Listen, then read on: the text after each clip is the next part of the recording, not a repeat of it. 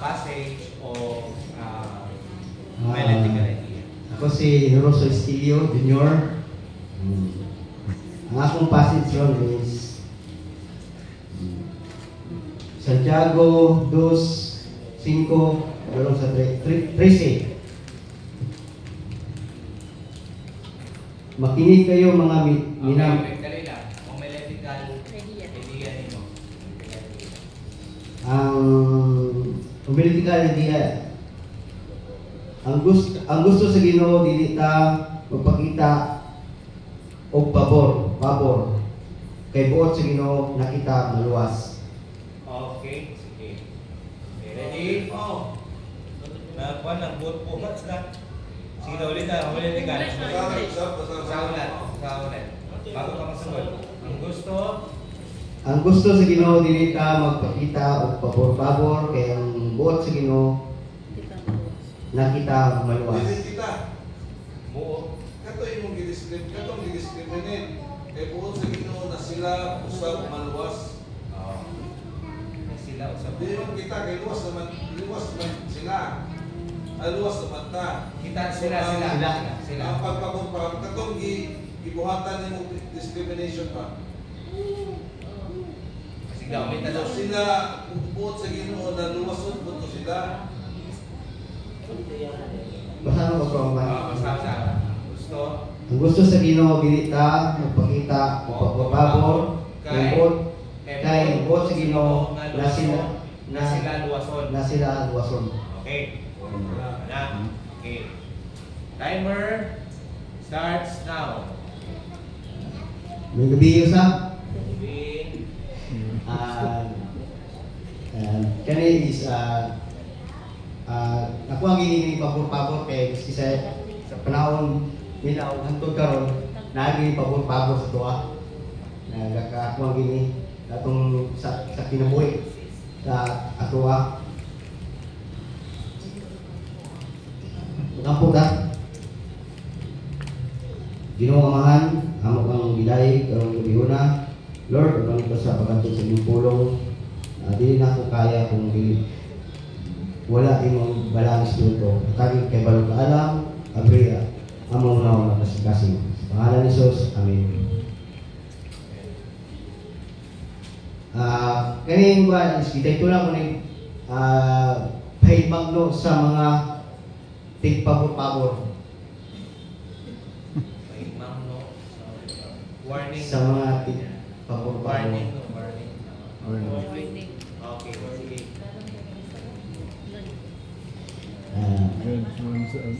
Kay ang gusto gyud sa atong Ginoo maluwas sa tanan. Muna ako hindi ko ang akong isa ka point is boto ang gusto sa Ginoo maluwas sila. Muna yung first na akong mapan niya. Mabasa ko ni siya sa Santiago 2:13.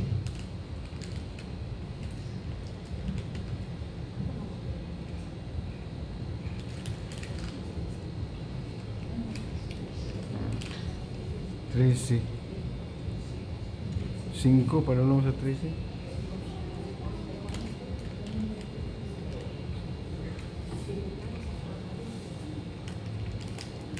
Walang awang hatulan ng Diyos ang hindi marunong mawa, pero ang mawain sa kapwa ay hindi kailangan matakot sa oras ng paghahatol. Ang gusto niyo sa itong Ginoo, maluwas sila. Ang muna, ako hindi ko ang ikuan nga pamandog ini sa nga pabor-pabor. Kay katong pabor-pabor, mahatulan din sila. Mahatulan sila sa mga sala. Pag-abot sa panahon. Pero katong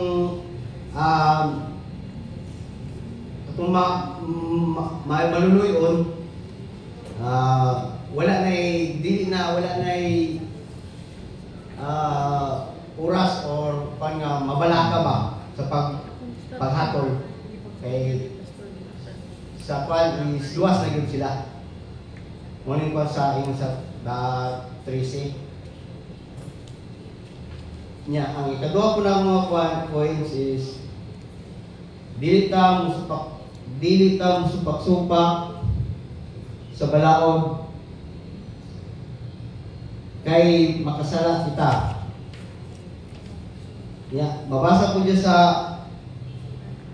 Santiago 9-12.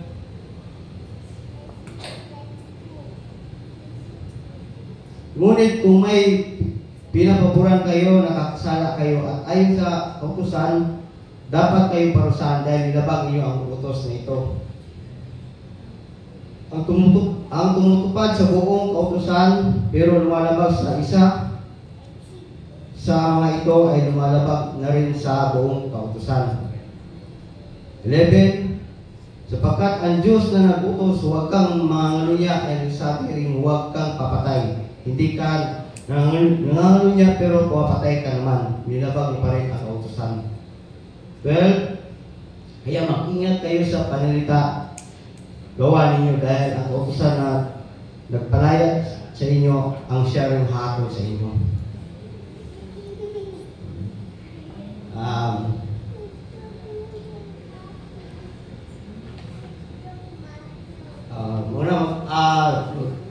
Muna mag-ingat kita sa mga mga gawa o salita. Sama sa gawa na hindi ka kapatay, pero kapangano niya ka, nagkasala ka rin.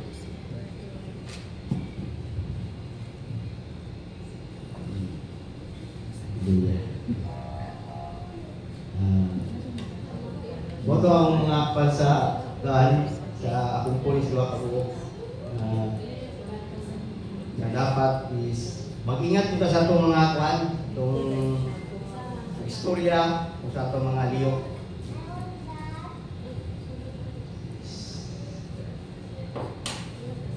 Di akong conclusion is kanus ata nakahimog partial na ito sa kusa.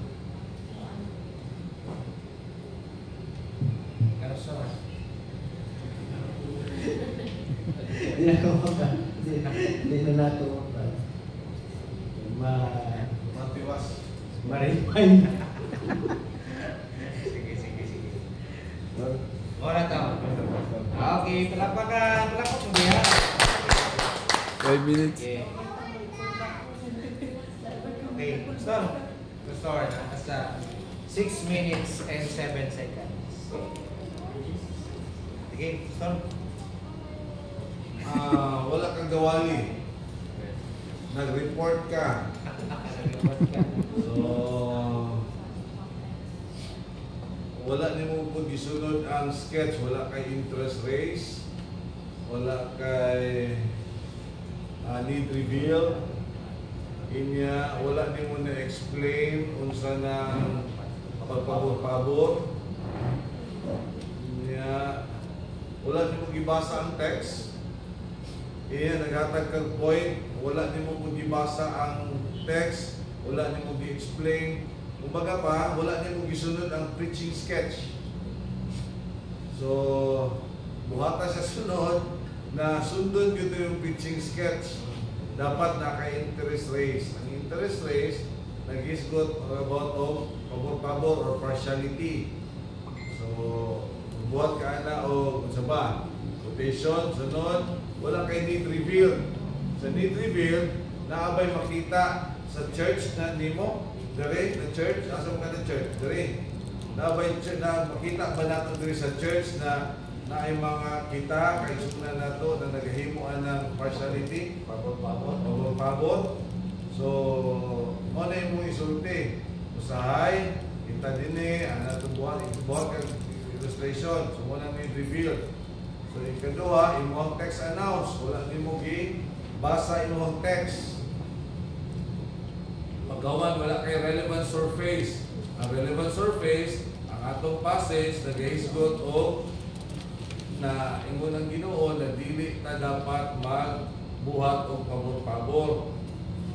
No, dini gitudloan ta sa Ginoo nganong dili ta dapat magbuhat og pabor-pabor. So, nganong magdili ta wala out and engage. Nganong magdili ta dapat mohimo og pabor-pabor. Una, tungod ang pagpabor-pabor dapat imong establish to is a discrimination. Imo sing i-explain ang pabor-pabor.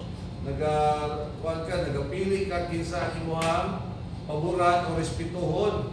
So kung nakay pilion, ang isa, ang imong ginahimo, nagahimo kang injustice sa usa. Tama ba? Panalitan, kini silang duha. Kay pilion ko ni siya, kay nagkwarta. Kini di na ko ipilion. So, ang ako, kini wala na akong ipili, naghimo kong injustice sa iyaha. O nang nag-discriminate ko niya. So, nga naman dili na ko na dapat natubuhaton. Ang muna nimong point, kay tungod, buot po sa Ginoo, na dili lang kita ang malos, kundi pati siya. Na ang pagtanaw na to siya, ubos kayo, pero sa Ginoo, gihigugma po siya. Gusto sa Ginoo, luwason siya. Diba? So, basa na yung kagong passage. Mo to support nimo, i-explain nimo, i-illustrate nimo, then i-apply. So kita ba nagahimo ba tag sama ani na naatay kanang kung naatay ikaw ba na nag-manager sa trabaho? Kung naay kay i-hire na tao, kung sa man imong ginahimo, mamili ba ka no qualified silang duha pero kung siya idaran pero pareho silang kwalipikado. Ang problema lang kay idaran dili nimo siya dawaton, pilion nimo batanon or mamili ka og gwapa. Pero dili man kinahanglan gwapa sa trabaho. Kay tungod gwapa kini isa murag dili kay gwapa, mas pilion nimo ni. Pero mas kwalipikado ni dili kay gwapa. So that is an example of injustice aning dili gwapa. Mo nang dapat magpagwapa gyud ang tanan.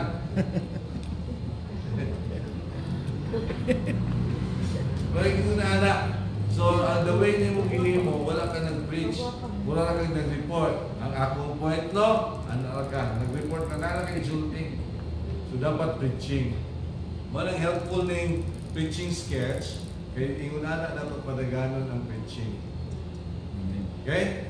So, katoy mo ha, pwede po din mo ma-develop basta masubay lang nimo teaching. Pwede po, ingunanan din mo dawin sa mura kang nagatudlo po. So, ang kinahanglan na itong masabdan din pwede rapod. Ang imo actually, klaro man yung istorya. Maayo man ka mo enunciate. Ang problema lang pagka-organize sa imo ang passage. Inya, kulang din kayo. Kaya ni-diretso rin ka, pagtindog nimo ang akong title, pabor-pabor. Dili magbuhat ng pabor-pabor. Ang akong punto, ano na ka, ang akong ikaduhang punto, anak na yung gimo. So wala niyo mo gisunod ang preaching sketch. So sunda siya. No, sunda. Sunod. Katong interest rates, katong sunda. Pag masunod to nimo, maski pa isulat nimo tayo, basahon lang nimo. Actually, makuha nimo. Wala mong guling gisulat, no? Ang imong gisulat, ang point ra. Wala kay gisulat sa interest rates. Wala kay gisulat sa debt review. So next time, isulat na to. Kung mag-isulat pa gani, kitag, tawag na, sa memorize, pag sa ulo. So isulat na sa tanan, balang basahon nimo. Importante, at the first stage, kay balo ka unsa ng interest rates. Kay balo ka unsa ng debt review. Sa pipila ka practice na, maalam na ka. Sumo lang dapat agian. Okay? Pero sir, we are blessed kay ano man ka na kay desire gift na ipadayon na siya nga desire, ay ipadayon na siya nga passion. Kaya ano man, dili man kasama ko sa gingon ganiya progressive man ta. Progressive. Wala man maningon na kabalo man dayon mi. Wala may parehas ta. Kami po nag-agi pod mi ana and practice lang gyud. Amo lang yung gina-practice. Madugay na makuha na gyud ninyo. So, nakasabot rami sa mga sir. Sabot rami sa inyo ha. That's why ang atong buhaton, kung naatay ginapabuhat diya, buhaton nato. Kasi pag dili ta mo buhat, dili ta maka-learn. kung dili po ta mo execute, di po ta maka-learn. Ana.